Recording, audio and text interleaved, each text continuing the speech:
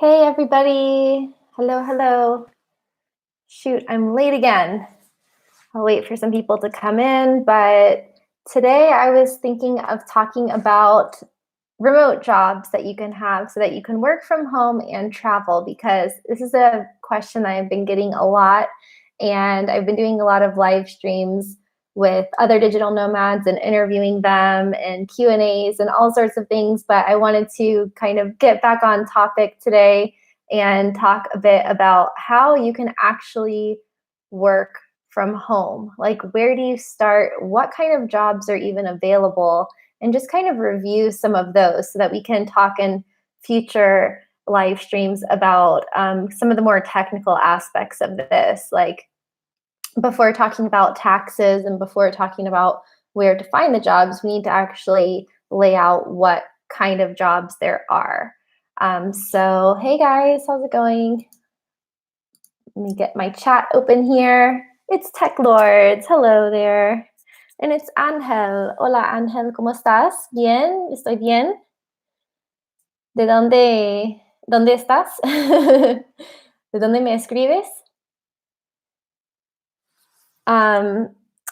Yeah, so I have a few videos on jobs anyway that are from a few months ago. There's one on the fastest jobs to make money as a digital nomad. There's one on how to create your own digital nomad job.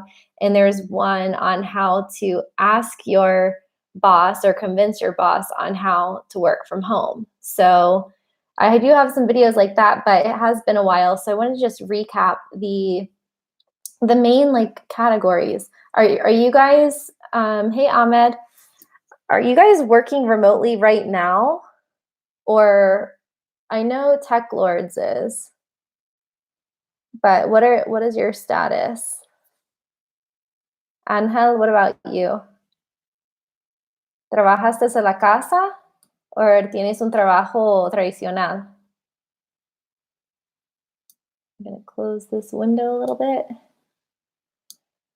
So I actually, even though I've been remote for a really long time, I started in a traditional job. I mean, I started in a geographically present job. I worked in real estate in Costa Rica, but I used that experience to create my own remote job and run an online relocation company, which is what I have now. So I went from real estate to physical in-person relocation company with a team of employees that were in the same city as me. And then after the first year or so, I was able to make everything remote so that I could travel at the same time.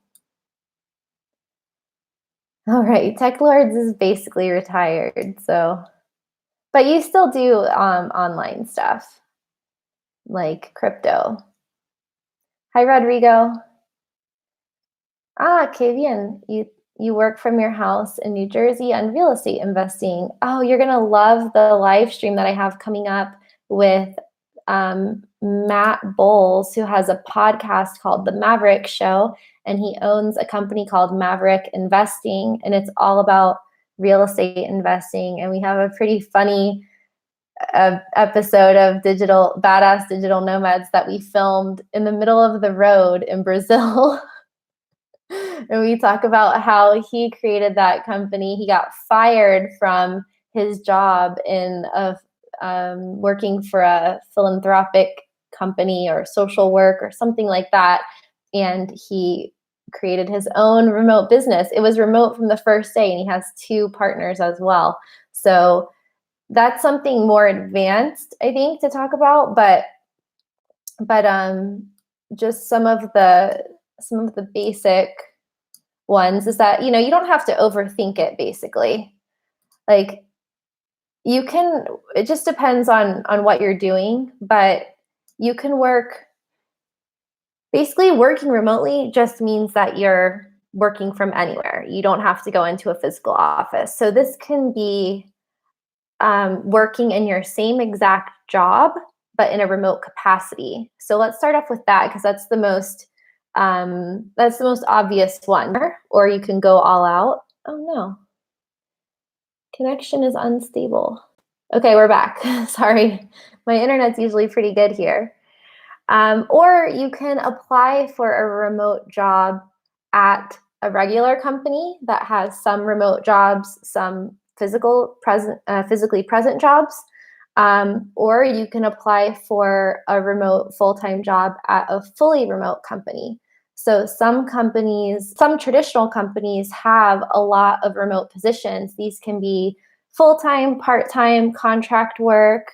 They could hire freelancers. They can hire from all different sources. So that's one way of doing it. And you can also apply for these kinds of jobs anyway. You can apply directly to the companies. You can apply through remote job boards, or you can start to think about working for yourself, either in a freelance capacity or in an online business capacity. So I actually polled a lot of the people in my Facebook group, which has about 2,000 people in it.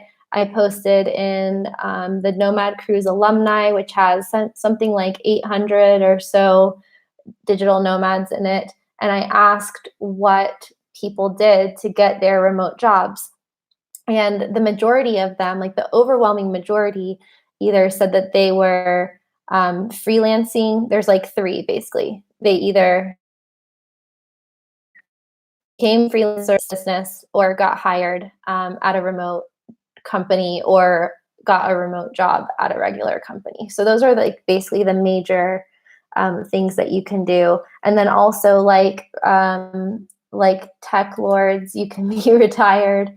Like Angel, you can work with passive income from real estate investments. So there's a lot of talk about passive income and automated income when it comes to working from home and working online. And that's definitely a route that you can go as well, but it does take a certain amount of expertise in a specific area.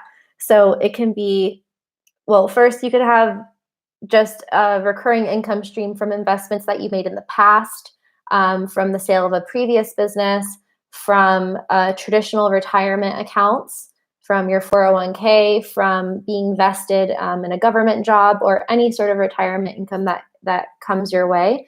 And then you can also create your own passive income streams that come through new investments, real estate, or selling specific products online. Like passive income is really highly associated with Amazon FBA, with drop shipping, with stuff like that. But I just wanted to tell you guys that you don't have to completely leave your zone of genius, or you don't have to abandon your past skill sets to be able to become a digital nomad. And you don't have to do it all at the same time either. You can start with, like I said, pitching your company to let you start working from home sometimes. You can start a side hustle on a part-time basis. There's a lot of things that you can do. And it's worth it to just look back, even if you're not going to apply for any jobs, just to kind of update your resume at home for yourself and without any limits. You know how with CVs and resumes, there's all of these limits, like it has to be one page and it has to be structured like this, whatever. You can just do a full brainstorm of basically patting yourself on the back, all of the cool things that you know how to do, all of the experience you have, all of the things that you like to do, and just kind of go through your history, even from childhood, like things you used to like to do, things you wanted to do but didn't do, things that you're good at but you don't like doing, things that people pay you to do now. And you should be able to come up with a long list of valuable skills that are worth money. And then you can start deciding what you're going to do with that. So depending on your situation, if you can actually find your current job, like just go into the office and sit in the marketing department with your other colleagues, well, your specific job title could be available in a remote capacity with a different company. So instead of having to convince your current employer to let you work remotely, which you can do, and I'll link to that video below with tips, and I have a blog article on that as well on Medium, you can just apply for it at a different company where they're already on board with the concept of remote work, and you don't need to convince them of the benefits of it for both them and for you. And yeah, that's basically already a part of their culture. So that's a way that you can get there as well. And then if you don't want to work as a salaried employee, then you can start looking at what you can use your skills for to make money in a freelance capacity. And of course, you can do this participating in the gig economy, so to speak, in real life, like tutoring one-on-one in real life, or driving for Uber, or some other sort of side hustle that you can do in person. But then you can also think a little bit farther and think about where you can offer those skills or who you can offer them to. And it might not mean that you need to create a website or a personal brand or profiles on every single freelancing site. It could be that you just start offering your skill set to your network. Like if you have 500 friends on Facebook, I'm sure there's at least a handful of people who can benefit from the skills that you have to offer, or could be actively looking for somebody with your skills. So you don't necessarily need to change the world or start a super complicated business or make a really huge change in your life. It could be just incremental changes, and you could contribute your skill set to support someone else who has an online business, whether it's a sole proprietorship or a huge corporation. So just some food for thought there. Let's look in the chat. Rodrigo is unemployed after 10 years in a construction company. Are you looking for a job, or are you just chilling? Tech Lords is thinking of buying a sailboat and traveling the world, living full-time on the boat. Highly condone that decision. I would say go for it. Very, very cool documentary. Shoot, I have to look it up. I'm drawing a blank. What is it called? One of my friends from the Nomad cruise actually rowed across the Pacific Ocean.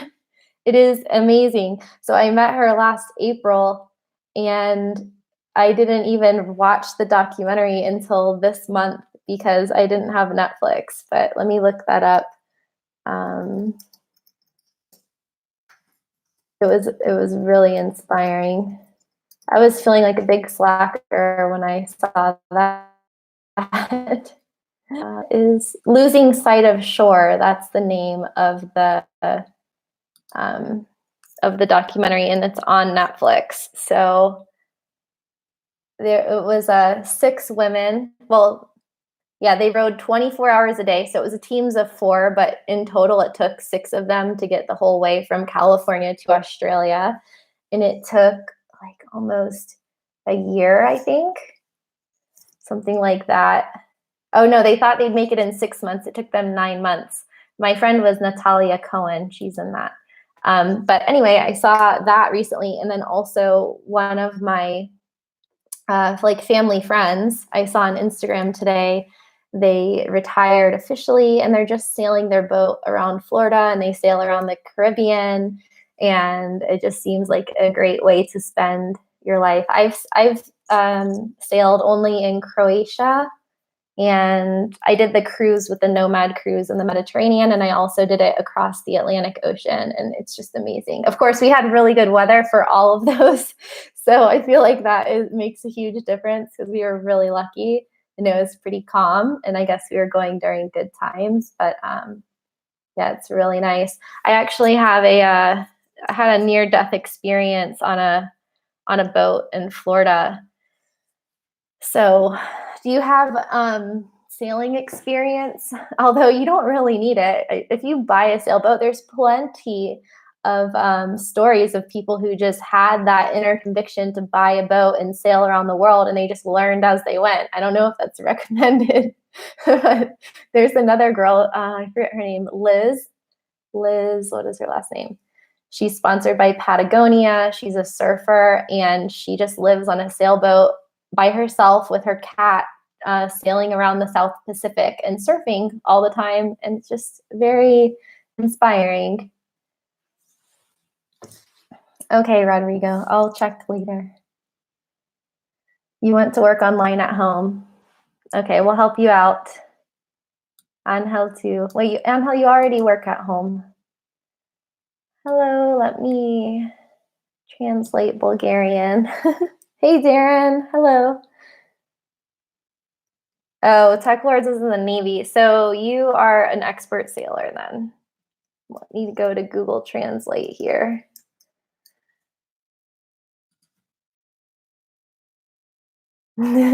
Christine, your videos are awesome and charge people with positive energy. Thank you and many successes. I wish you. Oh, thank you so much. That is such a nice comment. Martin, thank you. Oh, I'm touched.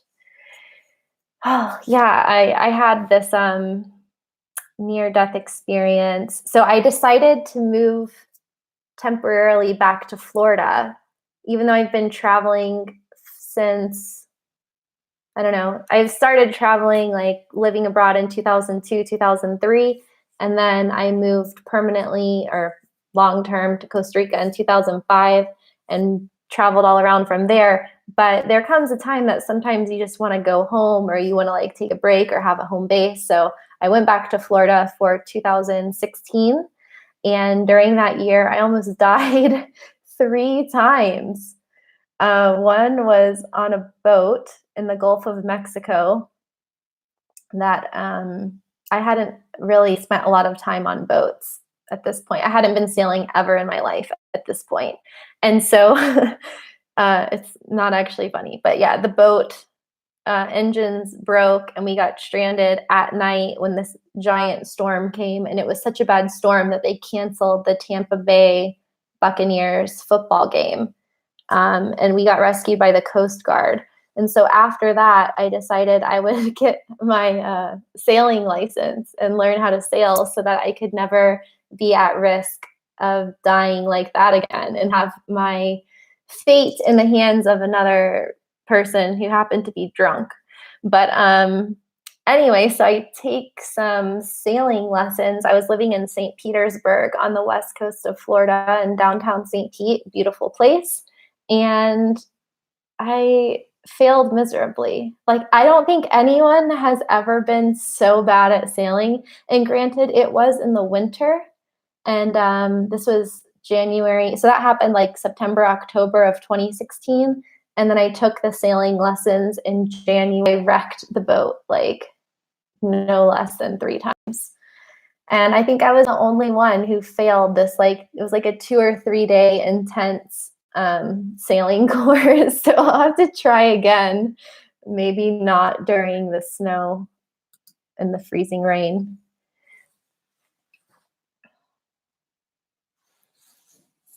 Oh, Tech Lord says, please install a Bitcoin wallet and share receive address on your Patreon page. FYI, I'm one of your Patreons. Oh my God, you're my first one. I think. I haven't checked it yet today. I went snowboarding this morning and I've been working nonstop ever since. So I haven't even checked that email yet, or I haven't checked my Traveling with Kristen email yet or my comments yet. So if I haven't responded to you today, that is why. Okay. Oh, thank you so much, Tech Lords. This is so cool. I can't believe I mean, thank you guys for recommending that I do this and inspiring me to open a Patreon account that I had like 20% done for a long time. And thank you for an Ahmed too. Oh, yay. Thank you guys. Lords, number 1, Traveling with Kristen. Which category are you in? Are you in the team? Are you in the jet setters or the VIP lounge? The first one. That's okay. Anyone is okay. Thank you guys. I really appreciate it. Ahmed, remind me, what do you do for work? Oh, jet setter, Tech Lords, high five. Let me do a high five on here. These YouTube emojis are weird. I don't know. Where are they? Where's the high five? These are high fives for Ahmed and Tech Lords, not prayer hands. High fives, high fives.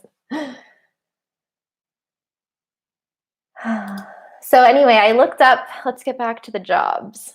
I looked up the fastest growing and top fields for remote work and the most common work from home jobs. So I don't want to read the whole list because it will be boring. I have multiple lists, but the main premise is that there's your tech jobs and your non-tech jobs. Like I am a non-tech person and I've been working remotely since 2012, 2013. So if I can do it, you can do it. But of course, like the top fields are mostly in computer and IT, things like that. But you can also do really any functional business area. Medical and health, sales, education, training, customer service, accounting, finance, HR. Fastest growing remote career categories for 2019, I think this is according to Flex Jobs, are math and economics, number one. Actually, math was like one of my worst subjects. But I did really well in economics and science. I don't know what that means, but insurance, any insurance agents out there. Nonprofit and philanthropy is one of the fastest growing job categories. Mortgages and real estate, marketing, engineering, project management, that's basically what I do, science, legal, and pharmaceutical. So just a note on that, I didn't realize that pharmaceutical was a top growing remote career category. I always envisioned pharmacists as people who work in the back of a drugstore. So that's exciting. And I know that's exciting for lawyers. Law is definitely one of the fastest growing remote fields. And I think that lawyers, they're just known for being overworked and not necessarily feeling fulfilled in their jobs. So I know a lot of lawyers. I have family members who are lawyers and friends who are lawyers, and yeah, it's a tough job with long hours. I mean, depending on the type of law you're in, but whether you're working for a corporate firm and high hours for like a low hourly rate, or you're in private practice for a higher hourly rate, but you have all these other responsibilities, like working remotely can really take a lot of stress off. Of course. Oh, Ahmed's trading currencies. Yeah, you guys are like two peas in a pod. I really can't wait to have a IRL retreat on digital nomads or becoming, working remotely. That was one of my goals for last year that rolled over to this year. So I want to try to make it happen in the third or fourth quarter of the year. So maybe I'll get to meet some of you guys in person. I mean, it's really the only limits to remote work are really your imagination. Like I created my own job, just invented it, but there are so many job boards, and there's actually a big skills gap right now in like remote jobs, and then people to fill them. So if you're looking to make extra money online, like of course you can trade like Ahmed, Tech Lords, trade crypto, trade currencies, teach yourself. Like we're living in a time where any skill you need to survive you can learn it online these days. And actually, this morning I was listening to a podcast called How I Built This, and they were interviewing the founder of Burt's Bees. And this lady, she used to live in the woods in the 70s. Like she was living in 1975, she was living on $4,000 a year with her husband and their kids. And then she ended up being a single mom and didn't really have like a regular job. She was just very resourceful. And this was like before the internet. And she ended up founding Burt's Bees. And now she's like a multi-millionaire. So, and she was talking about how she kind of put herself in positions that she had to be creative as ways to make money. But these days, it's getting easier and easier every year. There's some high-paying remote jobs too. So not only do you save a lot of time by working remotely, but you can make more money than traditional jobs, and just a better trade-off. But of course, attorney is up there with one of the highest paying jobs, but also marketing manager, IT manager, business analyst, $83K a year. And then you get into like customer success engineers, development operations managers, software. Some of the people I was talking to here in Bulgaria, they're making like 5,000 to 7,000 euro a month doing customer service type of jobs, which is pretty good. Not too shabby.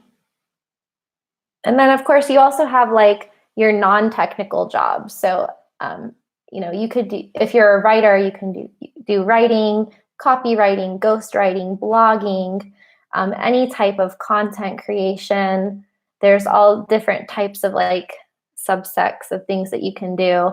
And then untraditional remote jobs, like I saw an article recently about nannies and au pairs and how much money they make. And I have a friend who is a nanny who makes over 6 figures, and she also had an idea for an app that had to do with that industry. So even if you are in a traditional job role, you can think of how that job can be made remotely or can be turned into a product or a service. Like I've heard stories of babysitters who created websites to book babysitters, and then they made revenue from that. I know a nurse who quit nursing and now makes money off of a Facebook community for nurses who want to travel and do like home health nursing and travel nursing.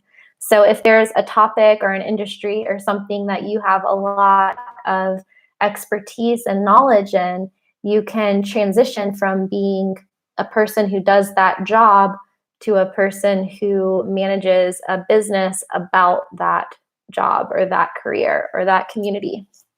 So these are just some ideas. Oh yeah, it is good. I agree, Ahmed. It's good to learn about machine learning and automated training. I mean, machine learning, I don't know much about it, but I mean, I know that it's infiltrating everything that we're doing these days. I mean, there's a lot of worry that AI and things are going to take all of our jobs, but I think that things will just transition. I don't think that the whole world will just be put out of business or become unemployed. We're seeing this with even the shift from the old energy production systems to renewable energy. It's another way of creating jobs, but it does mean that some jobs will go extinct. It's like alchemy. I'm an optimist, though. I think everything will work out. Okay, guys, well, let me know if you have any questions. I will catch up on the comments. And tomorrow is Q&A Friday. So I will post the exact time. But is this time working for you guys, this later in the day time? Look at Jack Fresco, Venus Project. Okay. All right. Thank you guys for coming in. Okay, this is a good time for Tech Lords. Cool with Ahmed. All right. Thank you guys. And hello to new people. Ciao to Angel. Who else? Rodrigo. Freedom Hustler. Hello. Martin from Bulgaria.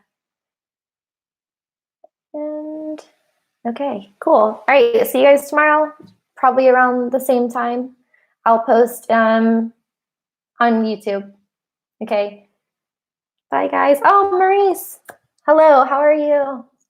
I'm just signing off, but come back tomorrow for Q&A Friday and get those questions ready. All right? All right, bye, guys.